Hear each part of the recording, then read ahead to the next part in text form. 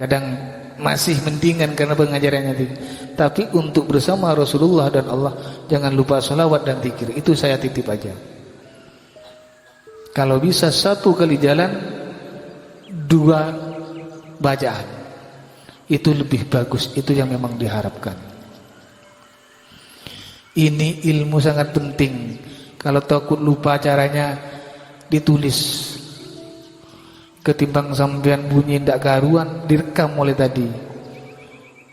Kalau direkam kan enak sampean, bahasanya kan bisa diulang, lebih bahasa saya. Kalau sampean pakai pikiran,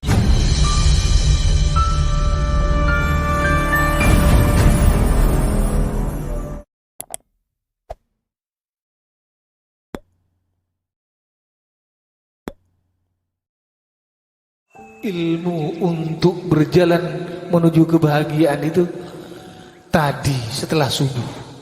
Selesai saya sholat subuh, datang diri saya, suruh bilang sama kalian semua, tidak mungkin jemaah kita, jemaah kamu sama saya, bilang ke saya,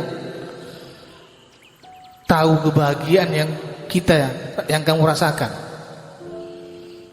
Terus caranya untuk menempuh titik kebahagiaan, suruh membayangkan kamu dalam keadaan sadar, tapi dalam keadaan sendirian. Dengan pada waktu itu jalan menuju kebahagiaan yang Rasulullah miliki, untuk merasa diantar kepada Rasulullah. Terus untuk saya tanya lagi, untuk merasa dekat dengan Rasulullah apa? Karena jemaah saya belum pernah merasakan ketemu. Puncaknya nanti setelah merasa diantar oleh kita, lalu ada suatu rasa jemaah itu nanti jemaah dekat dengan Rasulullah, dan itu akan menangis karena sudah merasa sangat bahagia, merasa dekat dengan Rasulullah. Itu akan menangis dengan sendirinya, karena bahagia itu pasti mengeluarkan tangisan. Tidak mungkin perjalanan bahagia lalu ditangisi dengan kesedihan. Itu orang ngawur pasti sudah. Itu tandanya sampai dibuka tadi. Makanya pertemuan ini akan membawa nikmat setelah bertemu lagi dengan saya. Saya pasti akan nanya sama sampean, adakah rasa bahagia yang ditangisi oleh kalian semua, merasa sudah bertemu dengan Rasulullah dalam jiwanya, walaupun dalam rasa. Sampean jangan nuntut banyak kepada Rasulullah. Ya Rasulullah, kami belum puas kalau tidak melihat engkau ya Rasulullah. Itu sombong sampean itu. Saya tidak pernah nuntut juga seperti itu. Cuman karena keinginan mencapai titik yang seperti itu, saya tempuh terus. Akhirnya Rasulullah menyayangin saya, dipertemukan. Allah memperlihatkan dirinya. Awalnya wujud nur, setelah itu nurnya terbuka, dibuka sendiri dengan jasadnya, tapi tetap dikelilingi nur, cahaya. Seperti itu juga. Cuman tidak pernah nuntut. Siapa sih yang tidak ingin ketemu Rasulullah? Cuman kan jangan nuntut, sehingga tuntutan kita karena ambisi takut membawa kesombongan kepada Rasulullah. Itu yang saya titipkan pada kalian semua. Kalau sampean kadang rasa sombong itu datang tiba-tiba kan, tidak disangka-sangka karena keinginan kita. Kok Rasulullah pelit amat, wong saya jaga umatnya, ingin melihat, katanya punya syafaat, kok ndak minta mau ketemu aja, ndak ketemu-ketemu. Syafaat Rasulullah itu bukan sama orang yang bertemu aja. Orang yang ndak bertemu pasti Rasulullah ngasih syafaatnya, wong tidak dipakai sendiri. Jangan sampean samakan dengan ketemu saya. Kok kiai tidak keluar, wong ingin ketemu, wong jauh-jauh dari Malang dan Blitar.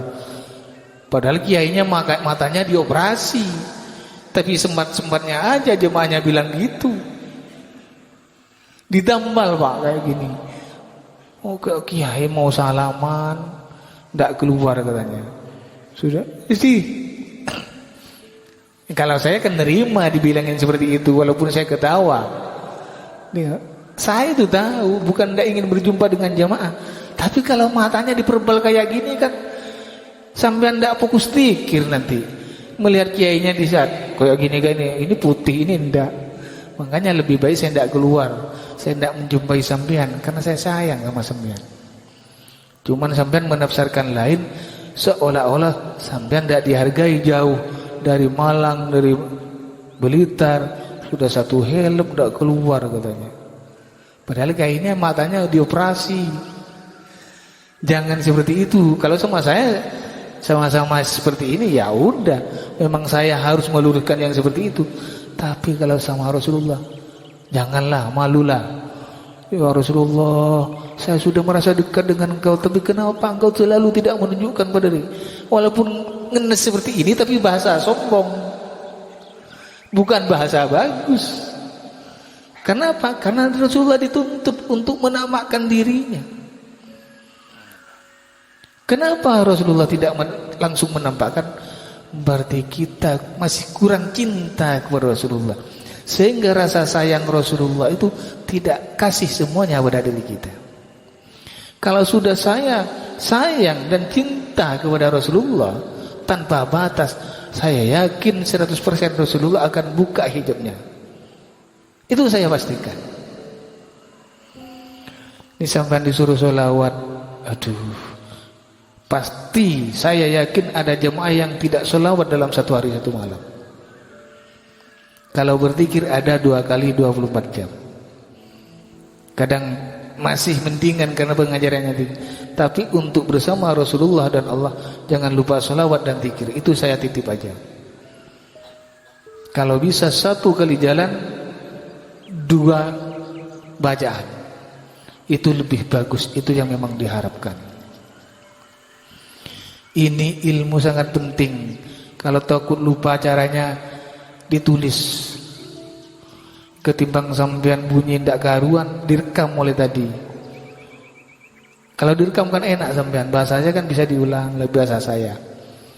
Kalau sampean pakai pikiran sampean, seolah-olah semuanya bisa direkam dalam pikirannya, saya ndak yakin sampean mampu merekam semuanya dari dulu sampai sekarang. Wong sampean ini pelupa sebetulnya, cuma tidak pernah merasa lupa. Makanya oleh sebab itu ini ilmu sangat penting. Kenapa saya buka rahasia ini? Karena tadi mendapatkan jawabannya setelah saya sholat subuh di tempat sholat saya sebetulnya, bukan di musala, di rumah. Ini tempatnya Bila dan Lia. Saya sholat. Assalamualaikum katanya. Kenapa kamu hadir? Saya akan ngasih ilmunya untuk jemaah nanti. Saya kan mikir gimana caranya jemaah mengundang bahagia. Orang yang tahu bahagia karena punya uang semuanya. Gimana caranya? Dikasih tuntunannya. Harus suruh membayangkan bersama kita. Karena kita kan orang tidak susah. Terus sampai merasa diantar kepada Rasulullah. Tidak ada pikiran lain, hanya ada bagian puncak pertemuannya dengan jemaah saya dengan Rasulullah. Seperti apa? Kan harus ada. Nurani saya jawab. Di saat itu jemaah itu akan merasa dekat dengan Rasulullah, dan setelah itu akan nangis terseduh-seduh karena bahagia. Oh, berarti pertemuan rasa kan sudah sangat dekat, sehingga kedekatannya itu akan menimbulkan dan akan mengeluarkan air mata. Tapi jangan selesai seperti itu dulu, terus. Nanti kalau sampai sadar, diulang lagi. Jangan bernafsu, nanti diulang lagi, besoknya diulang, terus seperti itu. Sampai sangat dekat dengan Rasulullah, terus seperti itu.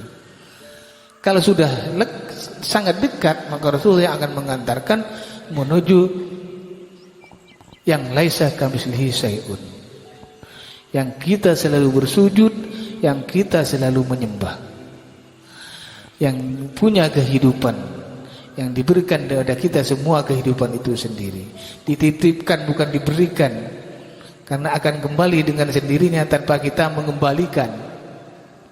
Ini yang susah nanti soalnya.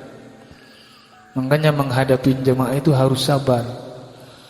Tidak tahu pulang, minta diantar pulang, cengkelnya sulit diperbaikin. Iya kan? Sampean mau pulang kemana? Hidup lahir dari orang tua, tapi orang tua tidak bisa mengantar pada kematian yang sebenarnya. Nyusahin kan?